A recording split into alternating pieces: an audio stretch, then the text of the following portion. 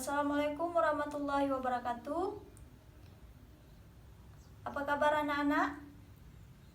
Alhamdulillah kalau sehat ya.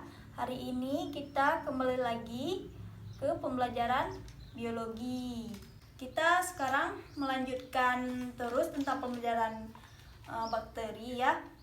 Sebelum itu ada yang tahu apa itu bakteri? Bagi yang ada membaca semalam pasti tahu ya apa itu bakteri. Ya, silakan. Okta. Ya, tepat ya. Jadi bakteri itu adalah hewan prokariotik yang tidak memiliki inti sel dan sifatnya dia mikroskopik ataupun dia tidak kasat mata.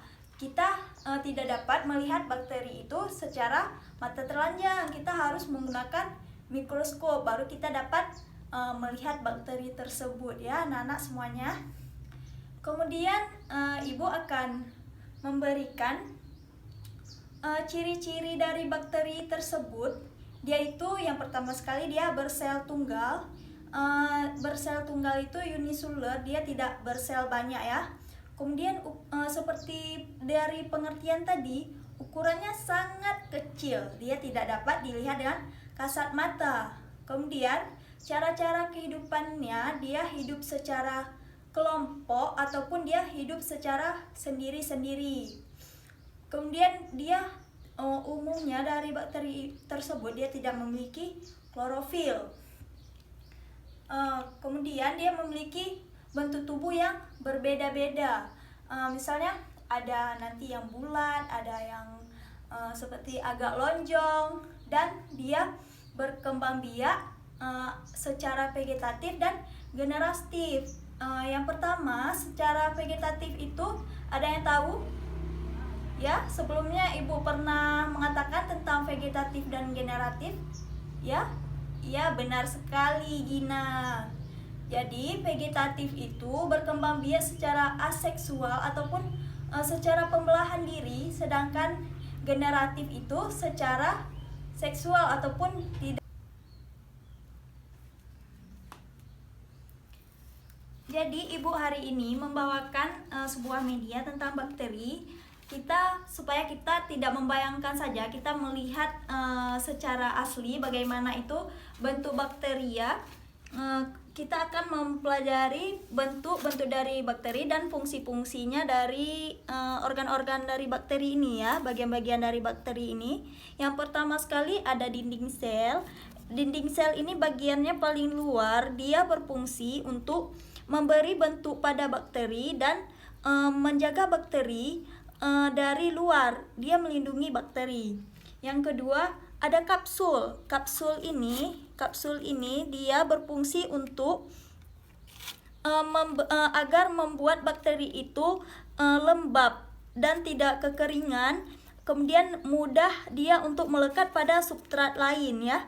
Yang ketiga di sini ada membran plasma. Membran plasma ini berfungsi untuk menjaga si sitoplasma ini dan dia berfungsi sebagai terjadinya pertukaran zat dari bagian luar serta dengan bagian dalam ya.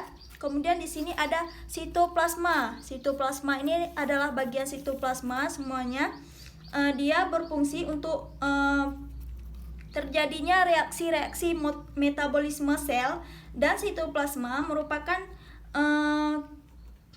yang mengandung molekul organik, garam dan mineral, enzim, DNA dan klorosom ya. Maaf ibu salah.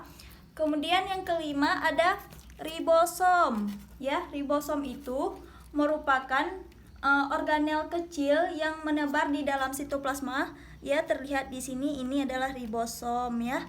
Ribosom yang menebar di dalam sitoplasma ya, berfungsi sebagai sintesis protein. Kemudian ada granula.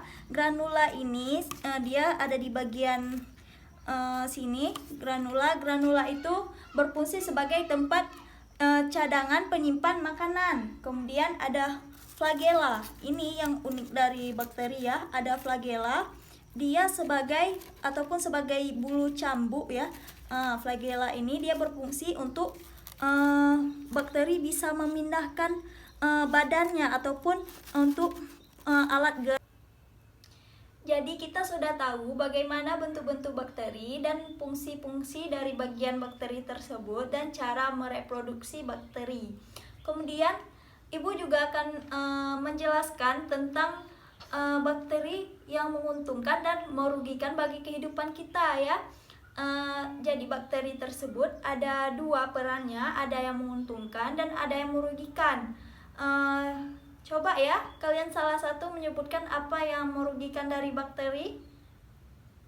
Ya. Ya, benar sekali ya.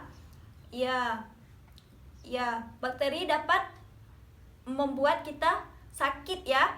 Apalagi kalau kita jarang mencuci tangan. Itu mudah sekali bakteri yang ada di tangan kita ya, dan menempel pada makanan yang kita makan, membuat kita jadi sakit perut ya. Jadi Ibu akan jelaskan tentang fungsi-fungsi dari yang merugikan dari bakteri tersebut ya, merugikan bagi kita ya. Yang pertama sekali untuk pembusukan makanan.